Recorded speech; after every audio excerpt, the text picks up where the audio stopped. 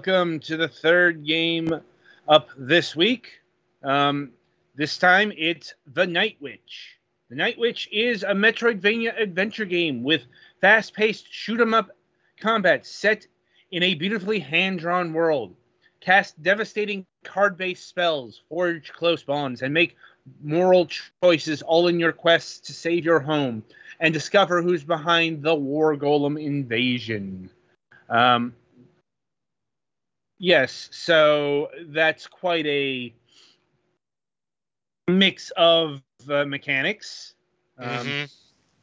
So over to the Gaulish for the details. So yes, I think there's something else that was described as a bullet hell Metroidvania, which is also fairly accurate.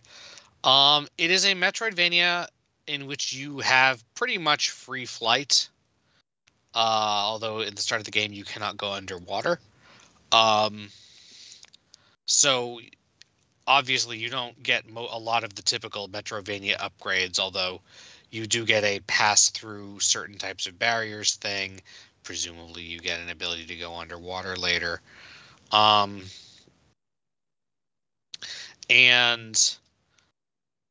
most of the enemies are flying things that shoot at you, often in large numbers. There's a specific mechanic where there are ambush rooms where you just are in a room and have to kill a certain number of guys before you can leave. The beginning of the game does that thing that sometimes games do where they give you a playing as not actually the main character of the game a while before as the captain of the original Night Witches in the final battle that sets up the situation of the game, which is that after blowing up environmentally destructive industry thing, now humanity mostly lives underground. And then after that, you're playing as a character who was a candidate to be a Night Witch, but didn't actually end up getting to be one.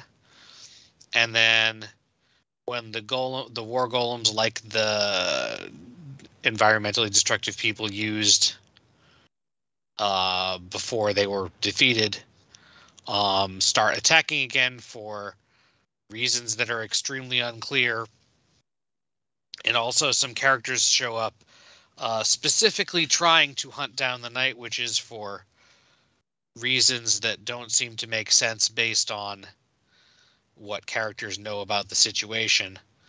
So yeah, you have to go around and try to save all of the people that the golems are capturing and get stronger in the process. So yeah, you are left stick to move, right stick to aim, and right bumper to shoot. Right trigger is a sword, but I didn't get that yet apparently. There are some movement abilities on the other side. If you are not aiming actively, your character will automatically aim at the closest target, which is usually but not always good.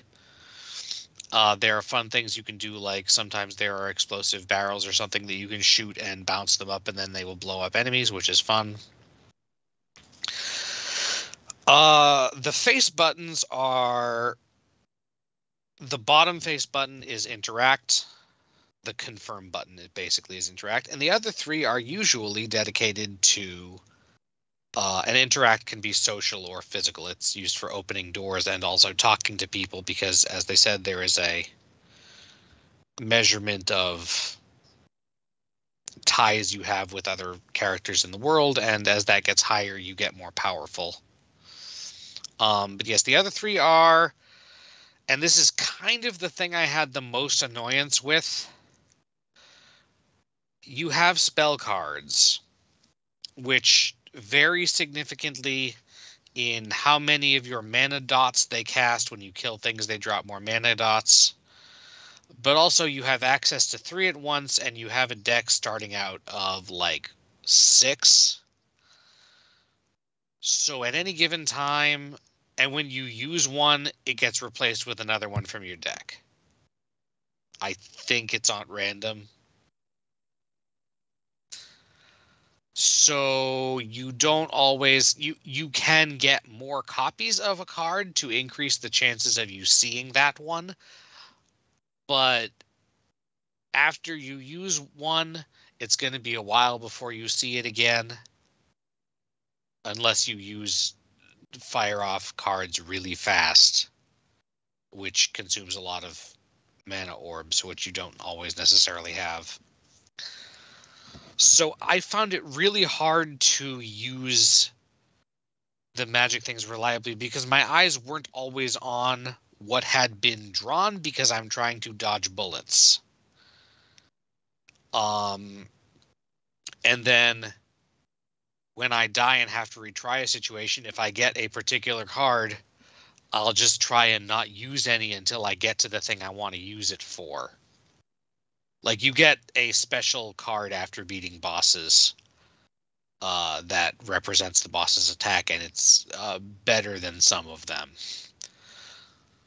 So, like, the starting ones you get are a homing dagger, one that turns your basic bullets into a machine gun, like a rapid fire thing for a while, a big axe that you spin in a circle around yourself, which does a lot of damage but limited range, one that you leave a bomb in a place and then that bomb explodes when it gets hit by something.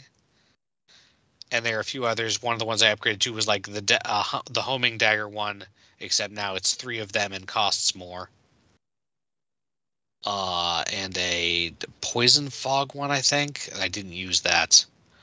And then one from the bosses that was a big 2-directional wrecking ball. It's one of the ones that's in the demo video.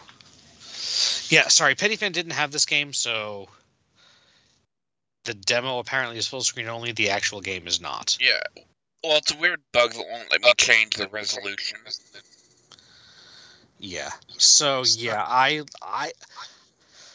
overall I liked the game, but I would have rather just been able to pick 3 cards and keep those instead of having to deal with the random like pick 3 and then have to re-equip them even at a save point, because you can only change your deck at save points. Are the cards at least like different enough that once you figure out what they do, you don't necessarily have to keep staring at them? Just like if you see one come up out of the corner of your eye. Yeah, it's not that bad, but I personally would have rather just picked 3 and stuck with that instead of having to wait for the one that I want to come up again, especially when, again, I'm dodging bullets and trying to... Oh yeah, I don't think I said this. When you're auto-aiming, you do less damage than when you're manually aiming. That's how they balanced that. Also, you save at save points, which are also where you can go into training room, to a like virtual training room to try out your different things, which is nice. And also where you can rearrange your spell card slots. When you run out of health, which you do not start with a lot of health, you start out with 3 hearts. You find the skeleton bakers who can bake you armor, which I found 3 different kinds of armor, or found 2, started with 1. None of them actually gives you more than 1 additional heart, and you can't stack it. And I don't think it goes higher than 6 or 8 hearts at the end of the game. At least when you were playing as the powered up version in the original, I think you had 6 or 8 hearts. So you're intended to be dodging as you do in a bullet hell. I'm just not that great at bullet hells because sometimes I get overwhelmed and end up dodging into things. So yeah, when you die, you get teleported back, which is a little bit annoying. So, quote unquote locks, be that one-way things that you opened up and now you can go through in the other direction, or ambush rooms that have a reward for completing them. When you die and go back to the save point, those stay cleared. But you do still have to go through the rooms full of enemies to get to wherever you were. And sometimes I take way more damage than I want to against those, and health drops are pretty uncommon. Specifically, they only come in crates marked with a heart, pretty much. There are also crates marked with a bullet that temporarily upgrade your gun to one of the other upgraded guns. I was confused at first. I thought those were cards that I was getting, but they're not. It's just, oh, hey, you get it temporarily. Because also when you pick up a card for the first time, it activates automatically, even though it doesn't immediately go in your deck. Just to show you how it works, presumably.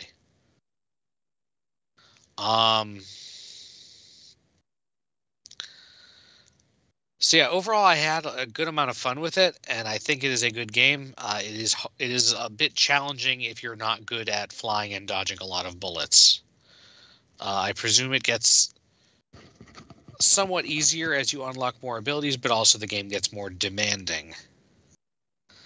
It also does a lot with, like, when you're flying, since you have free flight, it loves obstacles like sometimes spike line passages or rocks or obstacles that have gravity that will deflect your flight path toward them to give you a little bit of traversal challenge, because again, otherwise you have free flight.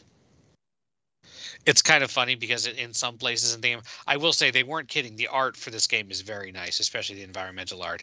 And in some of the places where there's like a town or something, you can see there's elevators and shit in the background, because not everyone who lives here can fly like you.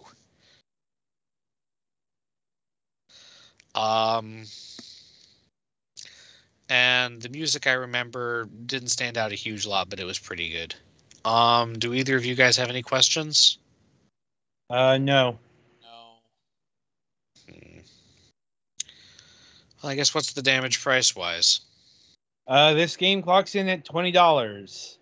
And since it's a very recent release, it's not on sale. Mm-hmm. There's also the deluxe edition, which comes with the soundtrack, $22.48. The soundtrack itself is $4.99, and the Metroidvania bundle, which comes with Monster Sanctuary, Blasphemous, and there's a fourth game that hang on, that apparently I already have. Let me see here. Between some, but is the game worth $20? Probably, yeah. It seems to be relatively robust. Certainly, it has like production quality in the art and story and stuff that I don't immediately balk at that. So that's good. It looks like Yoku's Island Express is the other one. Yeah. That Blasphemous, whatever. Anyway. Yeah, anyway. There are some other good things in the bundle, so that might be even better deal. I don't know. But we're not here to advertise the bundle. Yeah, overall, I think I would be willing to say it's worth that. It doesn't feel cheap, unlike some games, you know? Like, if you want to wait for a sale because that's more than you want to pay, I don't blame you, but I would say this is probably worth $20. Which I guess is a kind of high praise. Oh yeah, I forgot this. When you do get your link up, or when you get certain upgrades, you get to choose between upgrading your knightness and your witchness. So one is making your spells more powerful or giving you more mana. The other one is making like your basic shots, which I get what they're going for in that's your like basic attack, but it's still shooting magic. Or getting more health, which is a nice thing to try.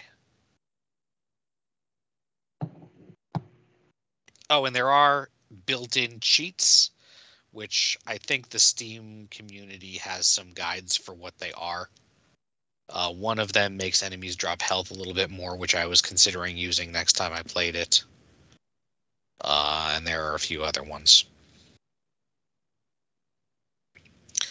So yeah, I think that's pretty much what I have to say about it, unless somebody else rings a bell in my head. But yeah, overall, I liked it a lot. Okay. All right. So that'll about do it for this game. Be sure to tune in after the break, as we'll be reviewing Tinker Racers.